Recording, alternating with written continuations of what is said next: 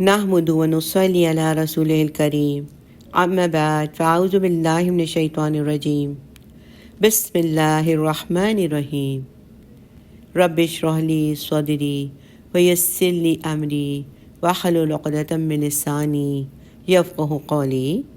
آئیے محرم الحرام کی فضیلت اور یوم عاشورہ کا روزہ رکھنے کے بارے میں جانتے ہیں۔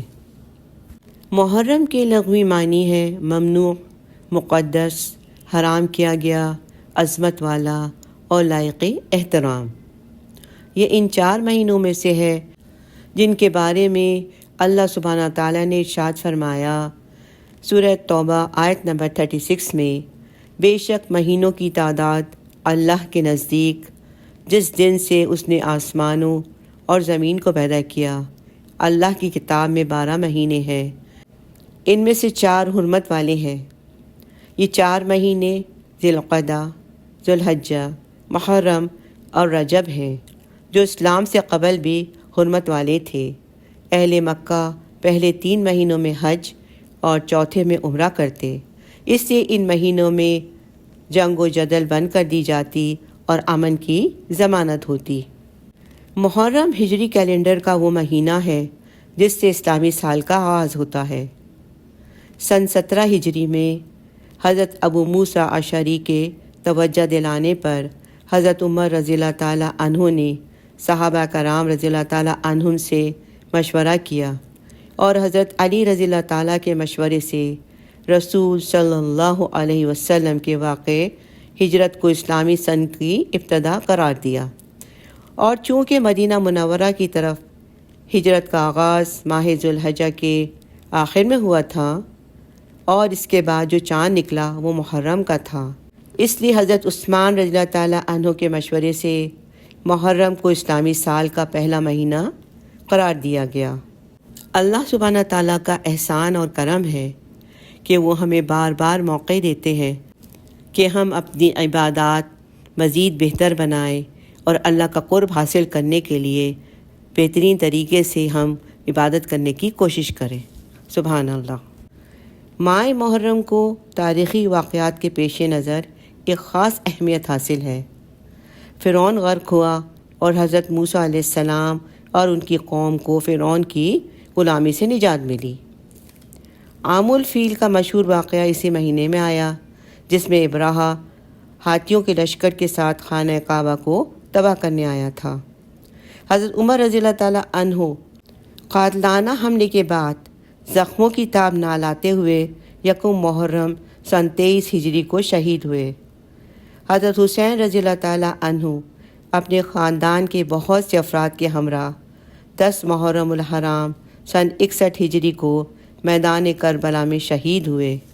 صحیح مسلم میں ہے کہ نبی کریم صلی اللہ علیہ وسلم نے فرمایا کہ رمضان کے بعد افضل ترین روزہ اللہ تعالیٰ کے مہینے محرم کا ہے۔ محرم کی 10ویں تاریخ کو عاشورہ کہا جاتا ہے۔ یہ دن اللہ تعالیٰ کی خصوصی رحمت اور برکت کا حامل ہے۔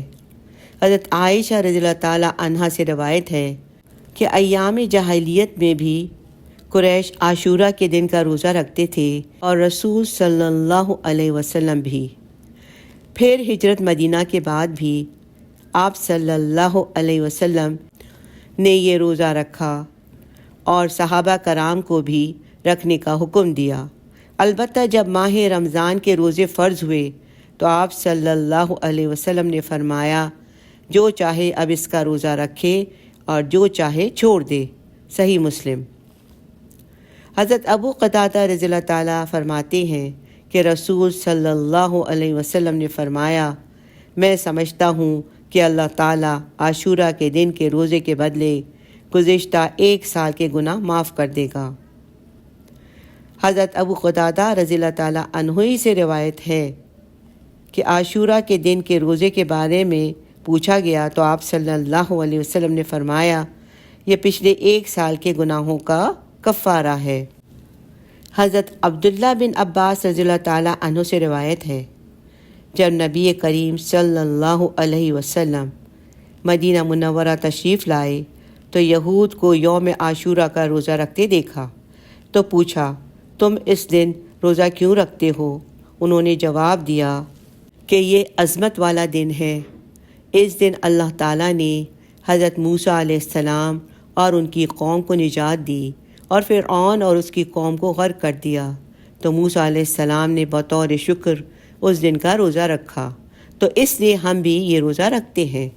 آپ صلی اللہ علیہ وسلم نے فرمایا، موسیٰ علیہ السلام سے تمہاری نسبت ہم زیادہ قریب ہیں، اس لیے نبی کریم صلی اللہ علیہ وسلم نے خود بھی روزہ رکھا اور صحابہ کرام کو بھی اس کا حکم دیا۔ صحیح مسلم۔ یہود کی مشابہت سے بچنے کے لیے آپ صلی اللہ علیہ وسلم نے 10 کے ساتھ 9 محرم کے روزے کو ملانے کی خواہش کا اظہار فرمایا۔ حضرت عبداللہ بن عباس رضی اللہ تعالیٰ عنہما سے روایت ہے کہ رسول اللہ صلی اللہ علیہ وسلم نے عاشورہ کا روزہ رکھا اور لوگوں کو بھی اس کے رکھنے کا حکم دیا۔ تو لوگوں نے کہا، اے اللہ کے رسول صلی اللہ علیہ وسلم، یہ وہ دن ہے جس کی یہود اور نصارہ عزت کرتے ہیں۔ تو آپ صلی اللہ علیہ وسلم نے فرمایا، جب اگلا سال آئے گا، اگر اللہ نے چاہا تو ہم 9 تاریخ کا روزہ بھی رکھیں گے۔ صحیح مسلم۔ لیکن اگلا محرم آنے سے قبل ہی آپ صلی اللہ علیہ وسلم کی وفات ہو گئی، چنانچہ 10 محرم کے ساتھ 9 محرم کا روزہ رکھنا افضل ہے۔ کسی وجہ سے 9 محرم کا روزہ نہ رکھا جا سکے تو 11 محرم کا روزہ ساتھ رکھ لینا چاہیے۔ اس سے معلوم ہوا کہ غیر مسلم اقوام کے ساتھ معمولی سی بھی مشابہت سے بچنا چاہیے، خواہ وہ عبادت میں ہو یا عقائد میں ہو، عادات میں ہو، رسومات میں ہو یا رسم و رواج میں۔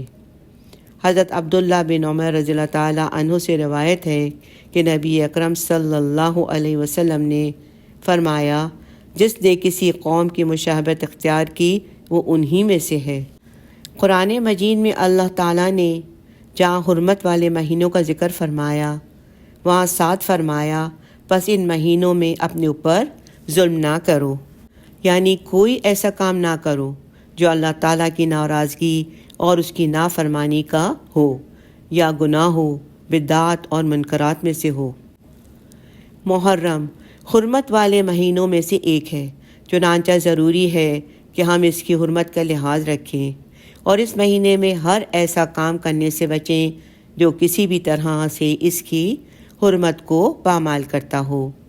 ہر قسم کے جھگڑے، فتنہ فساد سے اپنے آپ کو دور رکھیں، اپنے بھائیوں کی جان، مال اور عزت کی حرمت کا خیال رکھیں۔